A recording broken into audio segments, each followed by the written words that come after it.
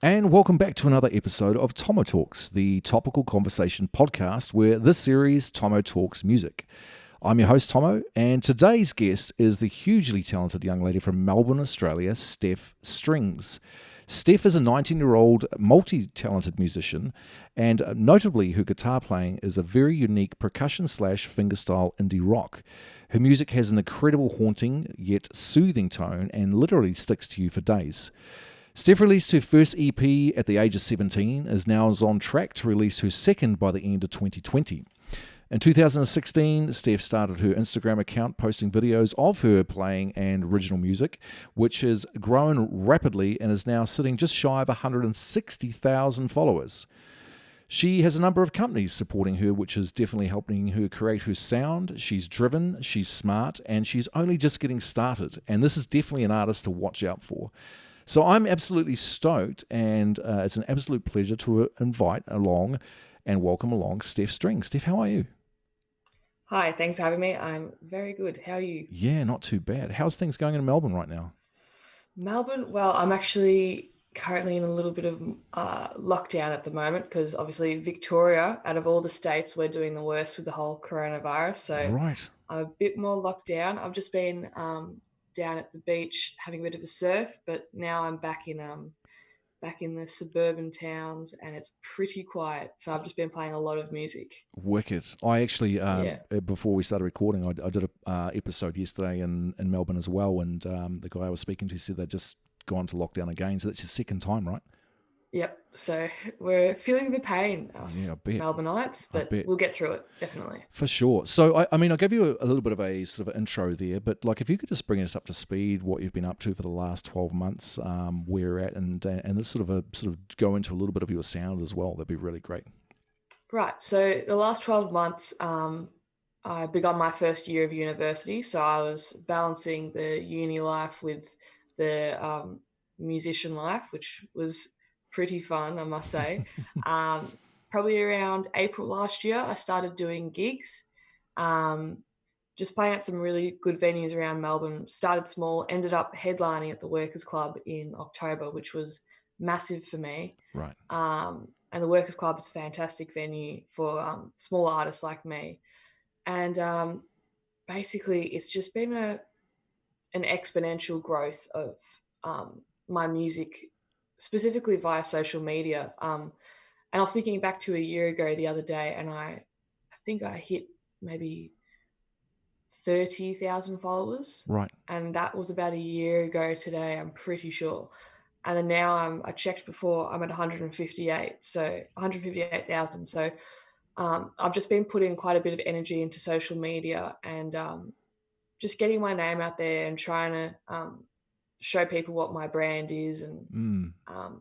get my foot into the door and that kind of thing. So I've really just been exploring music, putting energy into it, and I've been writing a lot because, as you noted before, there is an EP coming. Right. Brilliant. Now, just to put things in perspective, 158,000. There's towns and slash cities in Australia that have less population than that. So, Yes, like, you are correct. so that must be pretty overwhelming. And we'll get back to the Instagram stuff first. You sort of touched on your sound on that. Like when I first reached out to you, for the listeners, if you haven't heard Steph's music yet, if you can sort of imagine a cross between John Butler and Tommy Emmanuel and a finger styling, which we'll get into in a second as well, which is just it's brilliant.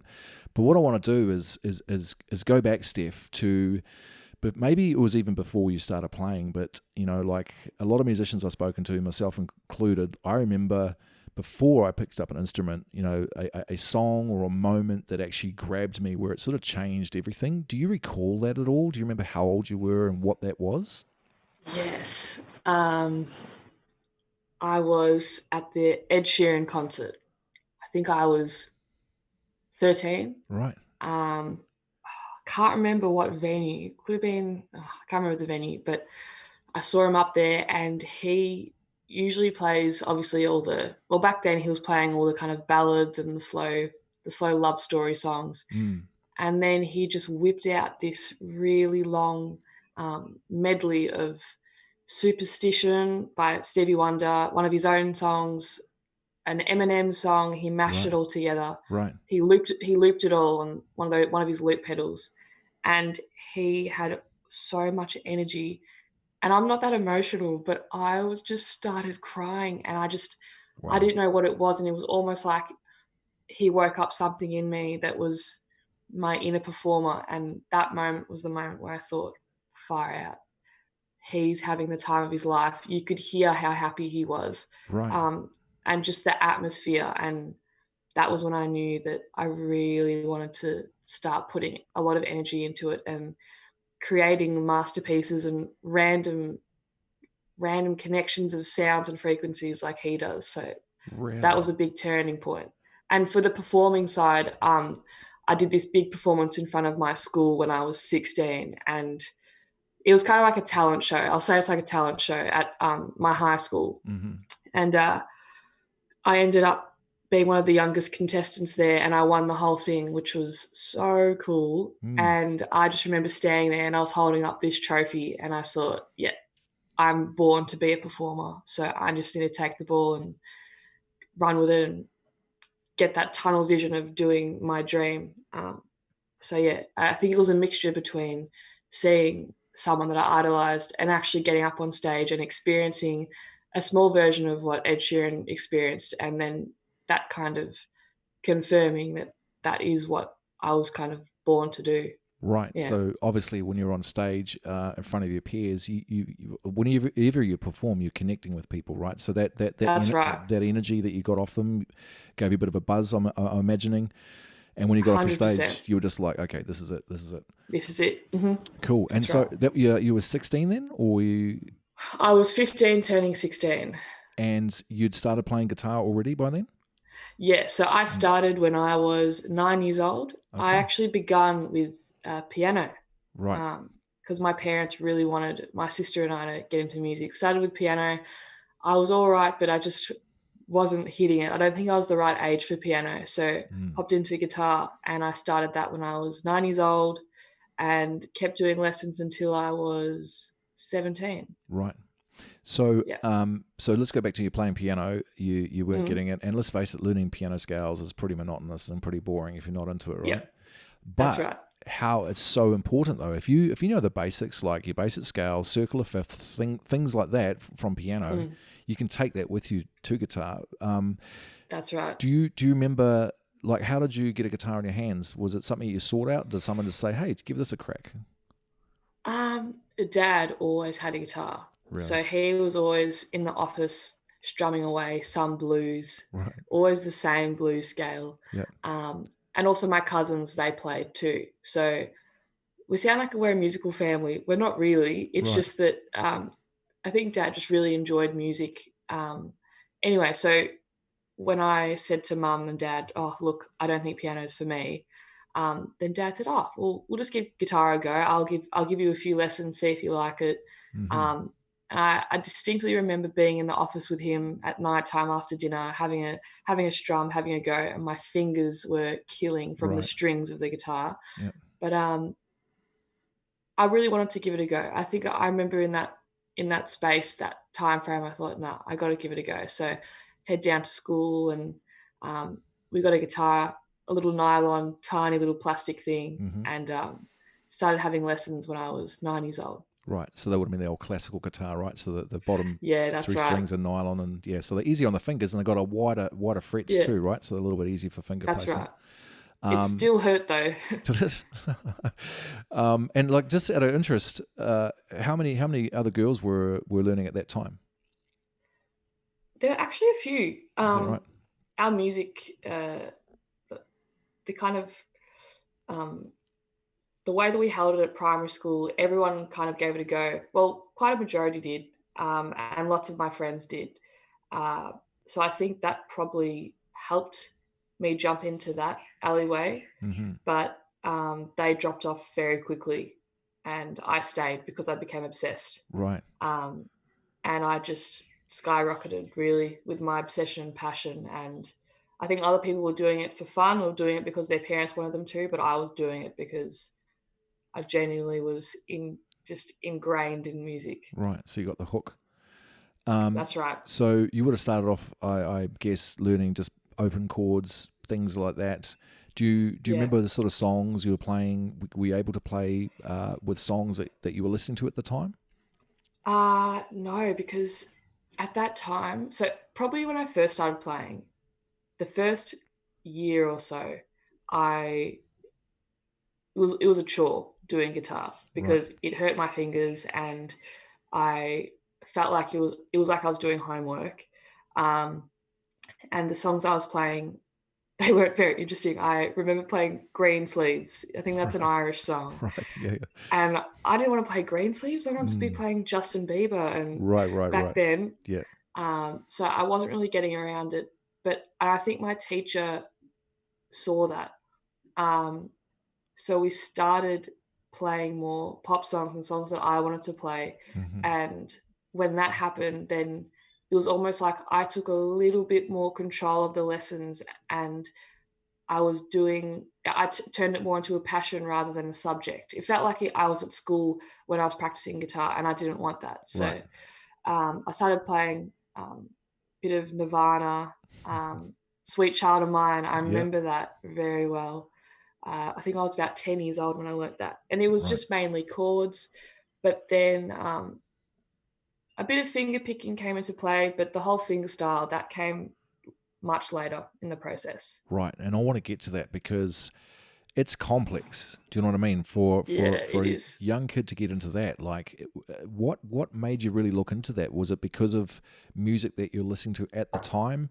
Like, were you listening to artists that played like that? What sort of intrigued you to go down that path? Um, at home, there was a lot of Fleetwood Mac, Elvis Presley. I think with the Fleetwood Mac, there are lots of songs by that band that have a lot of fingerstyle in there. Bit of Santana had a bit of fingerstyle, Mm, and I think I always really liked that Spanish style or that the quick finger picking that really got to me. Like whenever I heard that, I just remember thinking, "Gee, that sounds great." Um, but when I actually started doing the fingerstyle, that was when I was 14, and my teacher at the time rang me just before school went back for me to start having lessons again. And it was really apologetic. I think he was heading off to Byron Bay to go and live there. So obviously he wouldn't be able to teach me anymore. right. So then we didn't have enough time to get another teacher. And I just said to mum and dad, oh, look, I'm happy taking this year off and doing my own thing and finding my own sound. Sorry, excuse me. And I just hopped onto YouTube, started looking up songs that I wanted to learn. Um, and there were stacks of fingerstyle covers. I've never heard of the whole genre of fingerstyle before. Right. Um, and I used to watch this boy called Andrew Foy, um, and he was a fingerstyle guitarist that was my age. So I kind of related with him. Mm, And I was just intoxicated by how in love I was with his style of playing. And so I started learning how he played and watching tutorials, and it just clicked. It just one day I couldn't play fingerstyle, the next day I could. Um, it did take a lot of practice, but I just remember straight away I could play fingerstyle. right. It's just like it was meant to be. Hmm. And then, sort of, how long did you spend like really developing it until you could say? Did you like, once you got the grips of it? Were you able to like take covers and then put your own spin on it with fingerstyle? Is that what you were sort of doing? Yeah. So Mm, as much as it at the beginning, it probably did take me um, a substantial amount of time to get the hang of fingerstyle, but for that age, being 14 and never having seen it before and being taught via a screen, it was quite a rapid growth that I had of becoming more and more able to do those positions and play at that speed.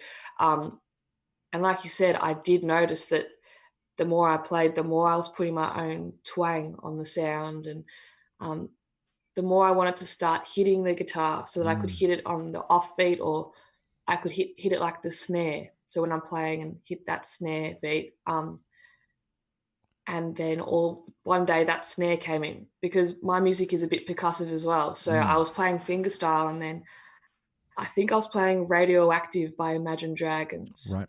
And that's got a very heavy kick drum and snare. Yep. And my body really wanted to be hearing a snare drum as I was playing. And I just remember hitting the guitar, and it just got better and better. And then now that's just become such an integral part of my sound, having my wrist create both the kick drum and the snare drum on the strings. So yeah, it's a mix between fingerstyle and percussive now. Yeah, and like people listening or watching, whatever, if you're not sort of getting what Steph's talking about, she actually gets the body of the guitar and lays it in her lap, and uses all parts of the body for, like you say, for the kick, for the snare, and the different sort of parts to get different tones for the percussiveness. And then you pick it back up, and then you into your playing. Like, I mean, John Butler does stuff like that too, doesn't he? Did you? He does. Yeah. Did you? So I hadn't actually seen him before. Oh, really? I hadn't seen him, and when I saw him start playing, obviously he's much more experienced in the whole music world and the whole percussive fingerstyle world.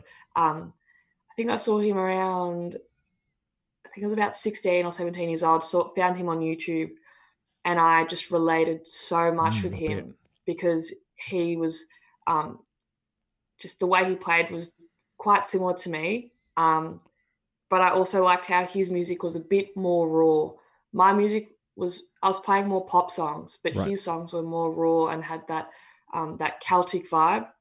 And I love the Celtic sound so much. So seeing him play has probably made me progress my style more into being a bit less mainstream, like physically how I play with the guitar on my lap, but then also how it sounds as well. Right. Yeah.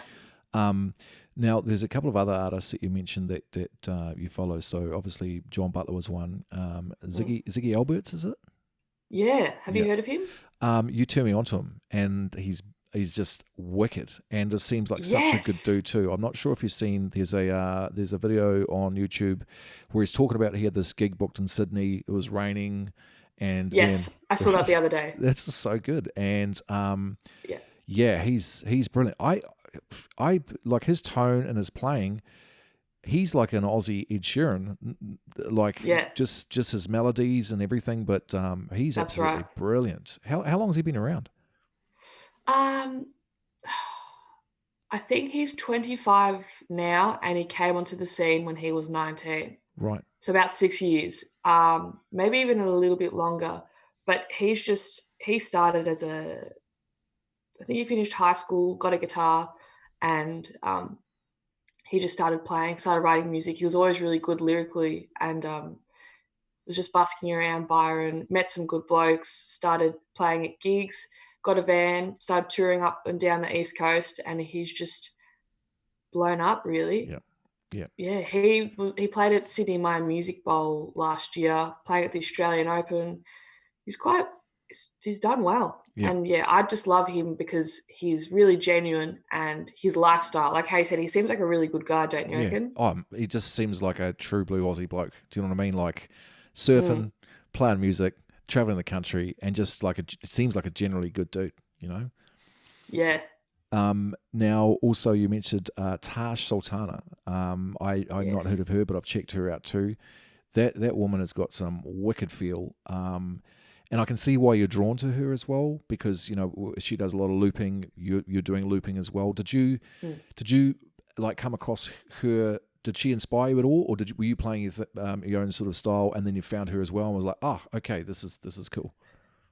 I would say with the whole looping, that was from Ed Sheeran, because he does lots of looping when he's live. And then I got turned on to her via my teacher in high school, and I wasn't that big on her sound. It's quite psychedelic, indie, root, blues, reggae. That's how I would describe her music. And she's also quite full on. And I'd say I'm pretty easygoing and laid back when I play. I'm getting more energetic though, probably because of her. Right. But I just remember watching her. There was this YouTube video that it was her first one that she released of her song called Jungle, and she's just in her living room, and now that video has got millions of views, and that video kind of brought her fame. And I remember watching that video, and I just watched it and watched it and watched it and watched it. And every time it got better and better, and I heard new sounds every time. Right. And that was when I really started seeing her music in color. I've got this thing called synesthesia, where when I hear music, I can feel the color in my chest, and I can kind of see it as a pattern, as colors. And so by seeing that and hearing that, then I just became more involved in her music, because I loved that I could feel colors with her music. And from that, then when I've played to now, present tense, I like to play songs that I can feel colors with. That is so yeah really interesting.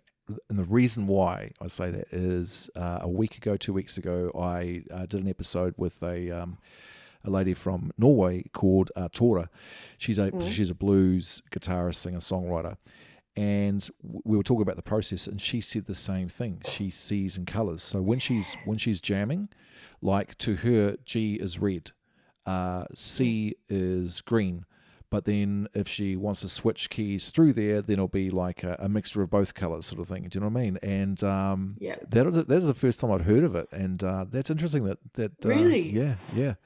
Funny. That's funny. My G is purple. Oh, yeah. And D is green. Really? Yeah, because people experience it differently. Right. So you obviously did some research into this. You found out all about it. What's it called? Yeah. Synesthesia. Synesthesia. So it's basically, everyone's got it to some extent, but some people have it more. It's, to summarize it, is basically the amount of synaptic connections you have between certain areas of your brain. So for me, the probably auditory area of the brain and the visual, so color and sound, I've got more connections there than an average person maybe. I think Billie Eilish, she's got synesthesia to the max degree, where she actually just sees the colors right in front of her face. I'm not as intense as that, but it's certainly present in how I play. How did you find out about that? As a kid, I always would think about people as being numbers or colors, and so did my sister. And we used to be in the car, or we used to just be chatting and looking at people, and we'd go, I reckon if they were a number, they'd be number 9, or if they'd be a color, they'd be green. Right. And it started making me more aware that I was making all these connections. And when I was studying, maths would be blue and English would be pink, so I'd only use those colors, and it would help me study. And then with Tash Sultana, that's what made me realize, wow, I'm actually experiencing this music through color. I might sound like I'm being a bit psycho, but there's actually more and more people that I'm finding that have really similar experiences with music and with colors. So well, listen, it helps me. I've come across it twice in the last 2 weeks, so I don't think... I'm sure you'll find it more too. Yeah, it's interesting. Especially amongst musicians. Right. I find it really astounding, that sort of thing. So I'm going to need to do some more research on that, and I'm going to ask that question a lot more, I think. That's really cool. Yeah, definitely. So your fingerstyle is moving on. The percussiveness is coming into your playing.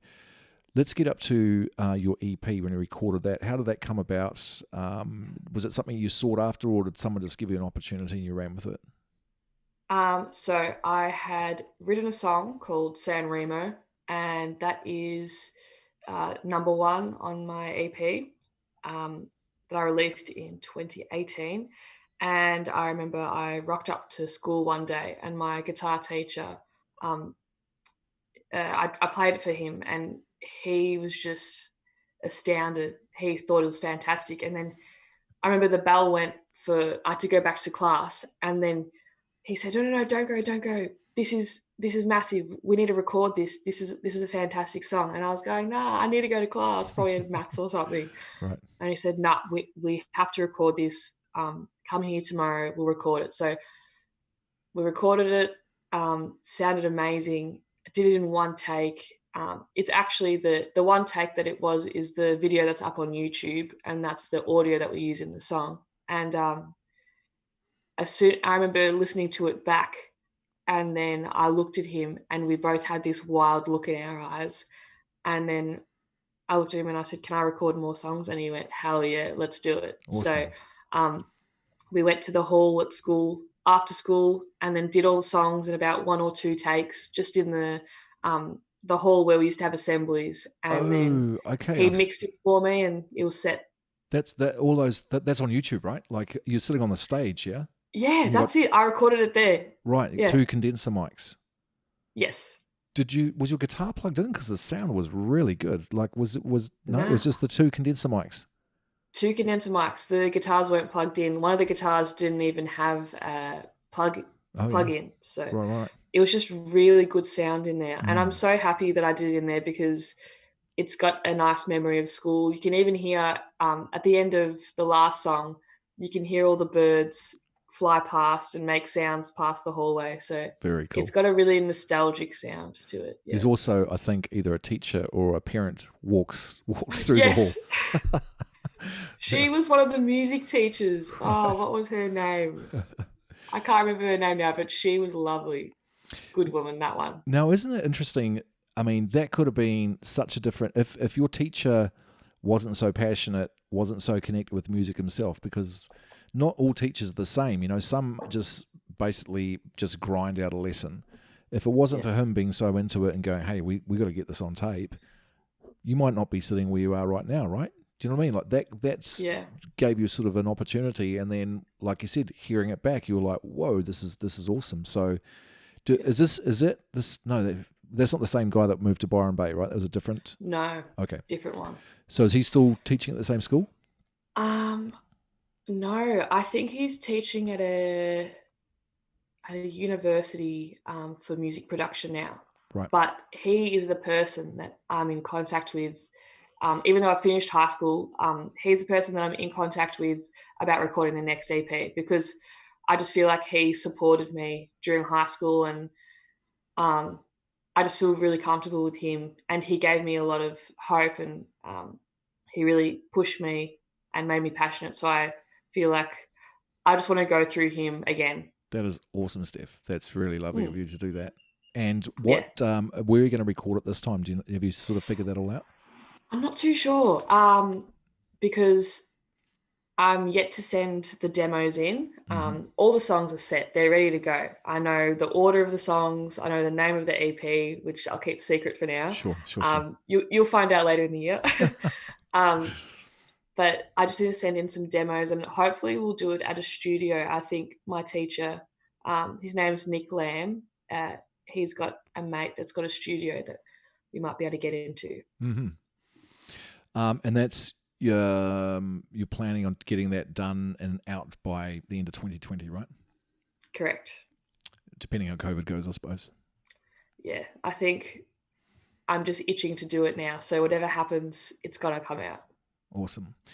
Okay, so let's move on to the Instagram account, because that's pretty crazy. I think it was 2016 you started that, right? That's right. So here's Steph. She opens her Instagram account. What was your idea behind it? Like, this is a silly question, because I doubt you don't seem like the person that would have thought like this. Did you go, okay, I'm going to open this account and I want to get hundreds of thousands of people following me? Was that the goal?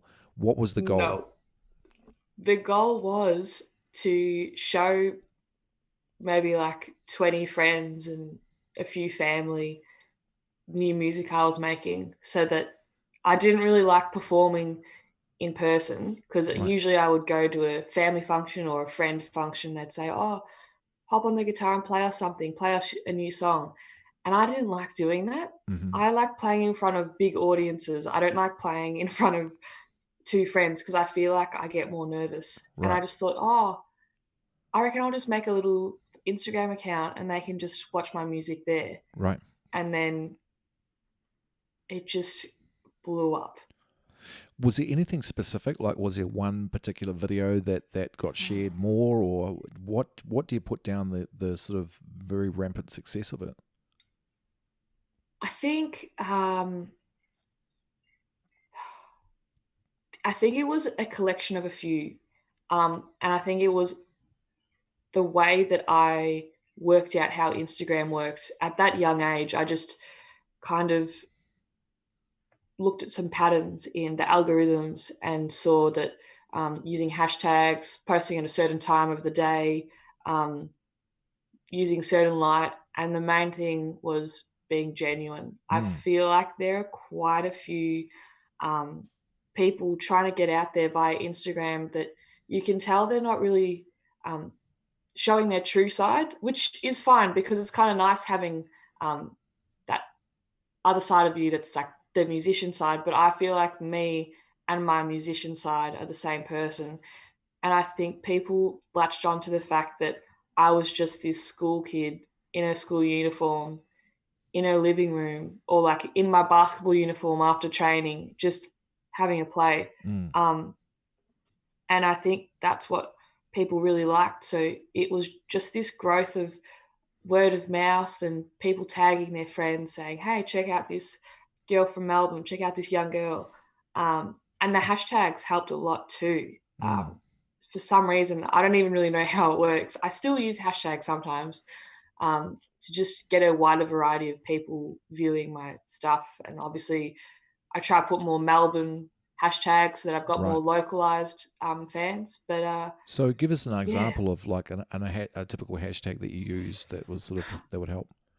I would probably use happy, hippie, positive, sunny, morning, that kind of thing, where it's just all kind of positive vibes.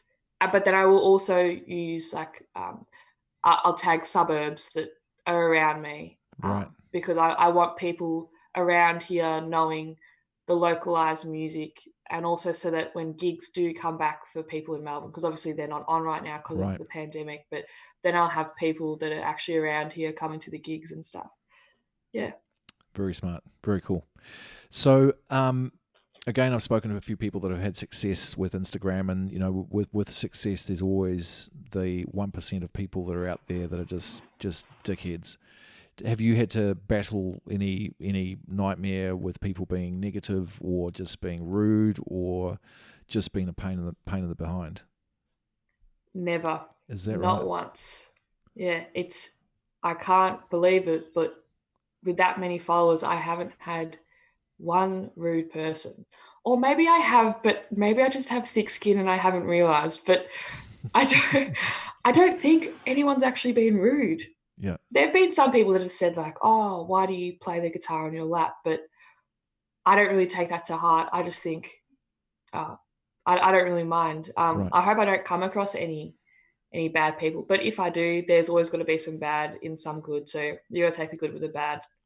Yeah, that's it. And just there's the old block button, right? So whatever. Now you've got a couple of companies that are supporting you. Did that all come through Instagram, or was that being introduced to by other people? How did all that come about? That all came through Instagram. Right. Instagram has just been the door opener to everything for me. All through Instagram. I think just the promotion of artists has really increased just in the last, I'd say, even in the last 4 years, it's just boomed. So I think with me, just all the businesses that promote me and sponsor me, they all found me via the Explore page, the second page on Instagram, which is kind of where the popular videos come up, or the videos that might relate to what accounts want to see. So then I popped up for them, and then they just contact me and give me a hand with stuff, or totally sponsor me for everything. It's helped out stacks because obviously I'm a uni student and don't really have enough time to be working lots of jobs. So by getting the instruments delivered, and really good quality stuff. It's a massive help, and I probably wouldn't be able to do what I'm doing today without the sponsors that I have. Brilliant. So let's talk about them, because there is. I just saw that you got a new 12-string, and it is absolutely beautiful. Do you know what type of timber that is? It's the front. I'm pretty sure the front isn't real, Okay. but it looks pretty. Mm-hmm. But the back, it's zebra wood. I think there might be mahogany on the inner side. Right.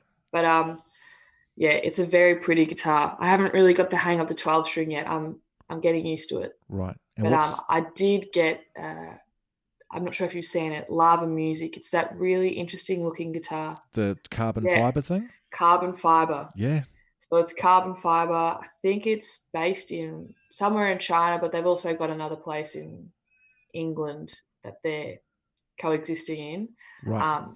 Where they're running it. And so they're carbon fiber models. They're super light, right? And you charge it up like a Tesla.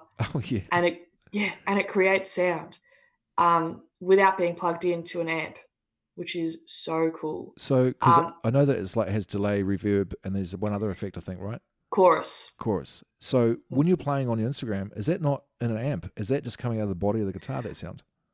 That video, that is coming out of an amp, because I didn't have enough time to charge the guitar and I was too excited to play it. So I will post a video where it's not plugged in and where I've charged it. And I've also got a ukulele from them as well. Right, I saw you testing that too. Carbon fiber though, what's it like playing it? Like, does it feel different than like a wooden guitar? Like, it's lighter for sure. What's the neck feel like? It's lighter and it's also smaller, both length and width. So I'm a bit more caved over it. And also because I'm quite a tall person, I do have to cave over it a little bit.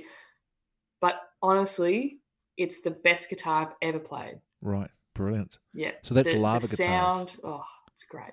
That's Lava, is that right? Mm-hmm. The 12-string, what brand is that? That's Lindo. And yes. Are they made in Australia? I think they're Chinese as well. Right. I'm pretty sure they're manufactured in China. Yeah. Mm-hmm. You're also supported by, I forget the name, the Capo company. Yes, G7th Capo. They're the best capos going around, I think, personally. Right. And all the artists that I know, they use G7th. And quick and easy, slide it up the guitar. Mm-hmm. I've also got Wild Dog Stomp. They're an Aussie-based stomp box company. I was just going to mention them. Their boxes, phenomenal. Have you seen them before? I haven't seen them before until you, Steph. And I was watching one of I think it was the Workingman's Club gig, and I saw you tapping a foot, and there's this massive sound coming out, and I was like, it's like, I thought maybe there was like a sequencer around you or something like that. But then I saw another post where you're actually demoing it, and it's thin, eh? It's like a half an inch sort of thick and it's about like a foot long, and the kick sound it gets out of it is huge. It's massive. Mm-hmm. And they're Aussie based. They're Aussie. They're in New South Wales. Right. And they've also got other stuff as well. Like they've got hang drums. Have you seen those kind of dome shaped instruments that you tap? You look it up. It's pretty cool. Right. That's my next instrument I want to learn. Right. But yeah, they create a great sound, and all the musicians, lots of Aussie musicians have stomp boxes. Right. By that brand. And again, it's getting back to, and you mentioned it before, that the Australian sort of Celtic sort of sound. We spoke about this a little bit before we started recording. There's something very unique about the Tommy Emmanuel, the John Butler, the sort of sound you're coming up with. It's like a cross between sort of Celtic / Irish music, but with just that Aussie sort of feel. Like if you watch any Australian documentary or any good movie, there's usually that sort of style music in there, and there's usually like didgeridoo with it as well, and it's sort of very unique to Australia. Now, I don't think that you probably sort of set out to get that sound. That's just evolved, and I find that really interesting, but considering the music you listen to when you're growing up to get to this point, it's pretty crazy, right? It's like it found you sort of thing. I think so too. I Yeah. really think that music found me all throughout childhood. It was dad's music. Right. Dad's music was all the, like I mentioned before, Fleetwood Mac, Chris Isaak, Elvis Presley, Mm. lots of blues, Rolling Stones. And I really think that music found me Right. because no one showed me that. Right. I think it must have just been through YouTube, honestly. And at school, I did get involved in funk band, jazz band, guitar ensemble. So there were lots of different sounds coming in. Um, but I don't know, that sound, I connect with it so much. And even walking down the street, if I hear bagpipes playing, that kind of, even the Scottish sound I get Right. around. If I hear bagpipes, I get shivers. Or if Yeah. I hear an Irish kind of Gaelic or a sound like that Mm. busking, I will just get Right. obsessed with it. So You're I drawn to think it. it's just in my blood. I am part Irish, so Right. Maybe. I must have something in my head that really gets around that Celtic sound. Yeah. And so since you've been sort of, because you like when I speak to artists, a lot of them have been playing sort of probably longer than you've been born, and so I always sort of go back and ask this question, and it's going to be a little bit difficult for you because where you are now, like you've had moderate success, and I think that you're going to have great success with this new EP, with your fan base growing. If you could go back and do anything different, would there be anything different that you would do, and what would that be if there was? You know what? I wish I started singing earlier Right, because for some reason I'm a very confident person in just about everything except for singing. right. And I the first time I sung in front of my family was at a gig last year, Oh yeah. and I just whipped it out and I just on the microphone said, "I'm gonna sing a song. They're my three family members right there. They've never heard me sing in their entire lives. This is first time for everybody." And I sung one of my own songs. That was in about September of last year. Mm, And so, yeah, I've been singing for not even a year. And I just wish my voice had have progressed a bit more. As in, if I had have started singing more when I was a kid, then by the time that I'm now this age, 19, then it could be better. But, I've probably put more energy into guitar. So, got to balance it out. And probably in a couple of years, my voice will be much stronger. But other than that, I wouldn't change anything with the whole guitar side to it. right. Everything's been perfect. And I think I do feel like I've got a long way to go as well. And the thing is, a voice is very much like an instrument. You need to keep practicing. You need to keep tuning. A lot of people have this misconception that you can just start singing one day and be a great recording artist. It's not the case whatsoever, right? Not at all. But and like as far as practicing, how many hours a day would you spend? Do you think on practicing? I'd say at least an hour. Hmm. Since I was 9, at least an hour a day. Um, if I don't play guitar for a whole day, I go to bed feeling really weird. So I will always play guitar or even just a bit of piano just to get that music into me in the 24 hours of the day. Right. There have been I go through stages where it'll go from an hour a day to 4 hours a day. Hmm. There was one day I think I played, the day I got my first ever loop pedal, I think I played for 8 hours Right. and I forgot to eat and I forgot to drink. And mum thought I was going insane because I was just so involved. Right. But yeah, I'd say an hour a day would be the average. And as far as writing your own music, how does that sort of come about? Do you just sort of noodle away? Do you, like getting back to the colors thing? Do you see a bunch of colors and then go, "Whoa, that's pretty cool," and then sort of get on the guitar and sort of run through that? How does your writing work? I'd say majority comes from just sitting down with my guitar and just going all the way up and down the neck of the guitar and just having fun. That's Right. how I do it. I just have fun, see what sounds resonate with me. With the colors, if I kind of like the colors that I'm making, then I'll stick with that scale. Because I like the color green, I like the color yellow, and I like blue. And if I see those colors, then I think, oh, this sounds like me. I like it. I never really sit down and go, oh, I'm going to write a song about coronavirus, Right. because I feel like that's not me. I need to be in the moment, feeling the emotion. So I can never sit down and go, I'm going to write this song. It just comes naturally. And I think that's what my whole vibe is. Everything's natural. Mm-hmm. And occasionally I will see my fingers doing certain movements on the guitar in a dream. And then when I wake up, I'll go to the guitar and I'll try to see what I was playing in the dream. And there have been a few songs where they've begun via a dream that I've had. Interesting. So you're always thinking about it, right? Always thinking about it. Yeah. Now, do you collaborate very very often with other people, or are you sort of just doing your thing? Did you ever think about being in a band, or do you just want to keep your whole solo thing going? During high school, I never thought that guitarists could be successful by themselves. And I feel like that's probably what everyone in the world thinks, just because when you think of a musician, they sing. It's just what everyone thinks. And personally, it's what I think still to this day.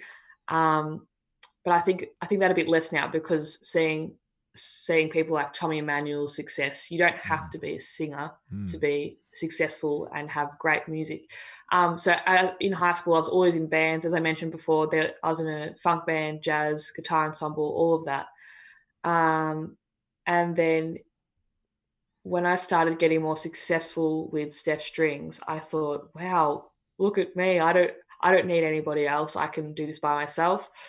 And I'm at the moment, I must say, I think I am in that headspace where I think that I know my music more than anyone else does, and that I like being a one-man band, because I feel like I can play. If I wanted to play a song, I feel like I could play all the instruments. And if I was to busk, I have the stomp box, and I could get the tambourine. I've got the harmonica. Right. I've got, like, I can sing the guitar. I feel like I can do it by myself. But in saying that, there is recent news that I have actually joined a band. Oh yeah. So You I just found feel out like about it? I'm coming out of the individual thing now, and I'm moving to the team-based thing back again. Right. So it's just with a group of boys from high school that I got along well with, and some other people around the area. And so we're just starting, which is funny that you bring it up. Interesting. Cool. Yeah. Now, I feel like there's probably a lot of young girls that are connected to your Instagram page and probably look at you, and like with social media, there's also a downside to social media as far as bullying and all that sort of nonsense that goes on, and it's atrocious. I remember it was an Australian, I can't remember, a couple of years ago, I saw this Australia commercial where they had adults reading out kids' comments, like of a girl of a 9-year-old, what she had said to another person, and it was horrible. Like the adults were actually sort of like breaking down, trying to just get through what they'd written. So it's a real nasty thing. If you've got like any advice for, say, a young girl that's wanting to learn an instrument but just hasn't got the confidence, what would you say to her? What would you promote, and how would you tell her to just get on with it and learn it and push through all that sort of other white noise? Well, I feel like when I first started, I didn't actually love it that much. But if I hadn't have had music in my life, I don't think I'd be who I am today. I think I'd probably still be in bed right now. I think I'd be a bit of a slob personally, Right. because I think music has just made me who I am. I'd feel like without music, I would just be a much lesser person, I must say, which sounds funny, but it's the truth, because I think if I hadn't have started playing guitar, everything would have been different. And even though I remember there were these boys that I used to like, that I used to love, this one boy in primary school, and he once made fun of me for playing guitar. And I said to Mum, oh, this bloke's just made fun of me playing guitar. And she said, don't even worry about it. He couldn't play guitar for a split second. He can probably the only thing he can do is pass a basketball. Right. Um, and I thought, you know what? It's what I want to do. And if I love music, that's what I want to do. And I don't care what other people think. Because there was a stage where probably playing instruments didn't seem that cool back then for young kids. But playing music is the coolest thing. Mm. It's honestly the coolest thing ever because it shows that your brain's working on a different path. And yeah, if young girls or young boys are feeling like they want to play but they're too shy to, or they don't think they're good enough, I just really honestly think push it out and do it, and don't care about what other people think. Don't doubt yourself. Keep going because I started when I was 9. 10 years later, it's the biggest part of my life. And if I didn't have music, I feel like I'd be a sad person, Right. honestly. And I'm just so happy because obviously family and love and life and everything, but music, it's everything. So do not drop music. And if you're not playing music, pick up music because it will change your life forever. Awesome answer. And I notice when watching videos and that, it's very, very obvious that you feel music as well. Like Yeah, some of your videos, it's like you get taken somewhere else just about. I Do you know do. what I mean? Like you can see, it's like, whoa, Steph's on a trip right now. Like, but it's so good because I think that's because your music, like I said in the intro, it's very haunting and it's very, very lack of a better word, I feel like it's very spiritual. Do you know what I mean? Like it's just Yeah. great, and it literally does. Like some of your riffs stick in my head because I've been following you for a little bit. Yeah. They just stick in my head, and I'm just like, damn, man, that's some really, really cool stuff. So Oh, wow. it's really, really good. So Thank you. I'm all about trying to, like I'm a little bit long in the tooth now, but this generation of kids that are online playing video games, I feel like there's a huge potential of kids out there that aren't picking up an instrument and like carrying Yeah. that baton on. And this is one thing I really want to promote. One of the reasons why I reached out to you as well, because I think you're a great role model, and you're just starting, right? Like you're 19. It's crazy what Yeah. where you've got to already, and like the world is literally in your hands. Do you know what I mean? So Yeah. if you can inspire some more people, and I'm sure there's probably people that do follow you that maybe not comment or what have you, but just keep doing what you're doing, Steph. It's pretty wicked, and I'm sure your family must be pretty stoked, eh? Oh, they are big Yeah, time. My family and my friends, they're so on board and they're really happy and excited to right. see it all. And yeah, what you said about young kids video gaming, I just wish that video games were gone and instead of Mm, everyone having a phone, everyone had an instrument. I think right. it would make the world a happier place. Because the thing that really annoyed me a few years back, do you remember Guitar Hero? How that took off? Yes, I Right. do. Everyone was into that, and I was just like, whoa, whoa, whoa, Yeah. whoa! You got the wrong idea. You need to get a guitar. You An don't actual want guitar, yeah. exactly. But like I've got friends with kids or what have you that were wickedly into Guitar Hero, but when it came to an actual guitar, they sort of transitioned over to that, but it was too hard, and they gave it a sort of a 5 to 10 minute sort of go, because obviously Guitar Hero is completely different. You've got 3 or 4 buttons that you're Yeah. pushing, and that I find that really, really sad. So Yeah. the more you can Well, inspire the when I first started, I just want to put this in just for anyone that's listening that is having troubles with music. I actually didn't really like guitar to start with. So, right, like we were saying before with Guitar Hero is fun. Music at the start isn't fun. It's that first chunk that you put in, then it gets fun. So, mm, I just wanted to put that in there because everyone has to give it a go. I think so too. Awesome. Now we've spoken about 2020, the EP coming out. I won't push you on the title and all that. We'll keep that a secret.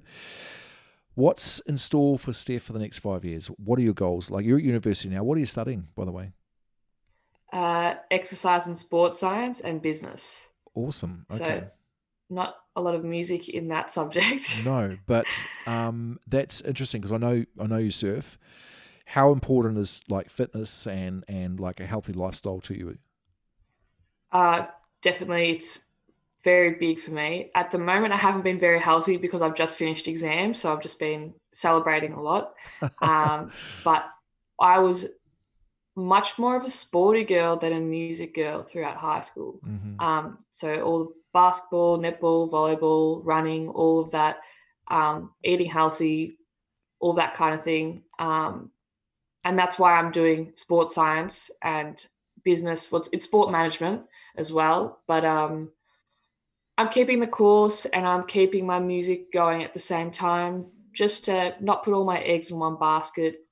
And if music takes off, it takes off. If it doesn't, it doesn't. But yeah, it's good, the lifestyle. I've just got into surfing, so I'm hoping that it'll become a daily thing for me. That's a great thing about Australia, because of your climate, you can do some really awesome things, sports-wise. Yes. I mean, Melbourne's one of my favourite cities, actually. I've been to Australia a lot. Yeah, I've been out to Torquay and I've surfed Bells a number of times, and it's just brilliant. New Zealand's great, but there's just something about Aussie. The people are wicked. The surf beaches are awesome.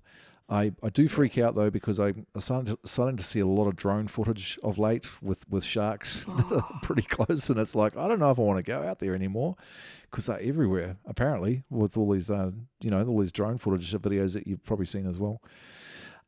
So again, we sort of digress a little bit, but the next 5 years, so you got your uni going on. Musically, have you sort of sat down and worked out like a 12-month plan, 2.5-year plan, 5-year plan? Have you done anything like that? Do you know where you're sort of heading and what you want to be doing in the next 5 years?